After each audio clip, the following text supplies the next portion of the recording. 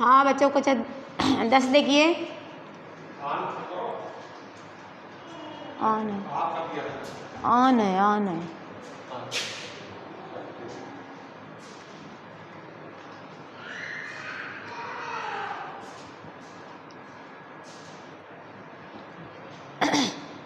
हिंदी में पद सूरदास के चल रहे थे। 8वां पद है ऊधो मन न भये 10-20। संदर्भ पूर्वता रहेगा और प्रसंग में इस पद में कृष्ण के विरह में व्याकुल गोपियाँ, कृष्ण के विरह में व्याकुल गोपियों की मनोदशा का वर्णन किया गया है। देखिए अर्थ में ऊधो मन न भये 10-20। सूरदास जी कहते हैं कि जब ऊधो ब्रज में गोपियों को निर्गुण ज्ञान का उपदेश देते हैं, इन्हें अपने ब्रह्म ज्ञान का उपदेश सुनाते हैं, तब श्री कृष्ण प्रेम में रंगी गोपियाँ ऊधो से कहती हैं, क्या कहती हैं कि हे ऊधो, आराधना मन से की जाती है, क्योंकि वो तो हमारे पास मन है ही नहीं, हमारे पास कोई 10-20 मन नहीं है, एक ही मन है, वो भी भगवान कृष्ण के पास मथुरा चला गया है। और मैं तुम्हारे निराकार ब्रह्म की उपासना किस मन से करूं? ये गोपियाँ कहती हैं ऊधो मन न भये 10-20। हे ऊधो, हमारे कोई 10-20 मन नहीं है।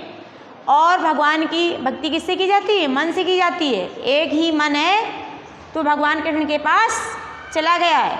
तीसरी लाइन देखिए, इंद्री शिथिल भई के शोभिन ज्यों देहि बिन शीश।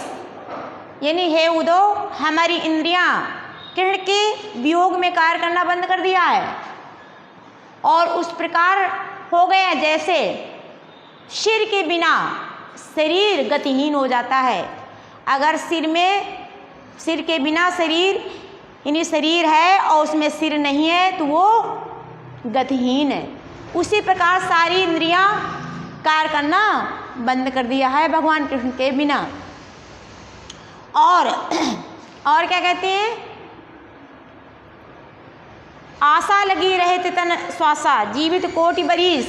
और क्या कहती हैं कि मैं श्री कृष्ण के विरह में मर तो जाती, किंतु मिलन की आशा लगी रहती है और इसी आशा से मैं करोड़ों वर्ष, हजारों वर्ष जीवित बनी रहूंगी।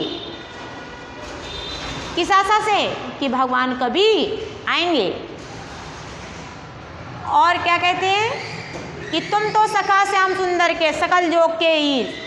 और गोपियाँ कहती हैं कि हे ऊधो, तुम तो श्याम सुंदर के मित्र हो, तुम तो श्याम सुंदर के मित्र हो, संपूर्ण योग विद्या को जानते हो, संपूर्ण योग विद्या के ज्ञाता हो, तुम आत्मा परमात्मा को योग मिलन और भक्ति से भागवत का मिलन कराते हो। इसमें भक्ति से भगवान का मिलन कराने में तुम निपुण हो। आप ये भी समझ गए होंगे कि हम गोपियों के लिए सूर हमारे नंद नंदन बिन और नहीं जगदीश। क्या कहते हैं कि हे ऊधो, तुम ये भी समझ गए होंगे कि हम गोपियों के लिए भगवान कृष्ण के बिना कोई परमात्मा नहीं है। मेरा कृष्ण से मिलन करा दीजिए। देखिए, भगवान कृष्ण के विरह में गोपियाँ ऊधो से वार्तालाप करती हुई कहती हैं, ये प्रसंग में लिख लेना और एक एक लाइन पढ़ोगे, एक एक लाइन का अर्थ देखोगे, सब आ जाएगा। और मंडे से जब स्कूल आओगे तो इसी के आगे से कोर्स होगा। आगे नेक्स्ट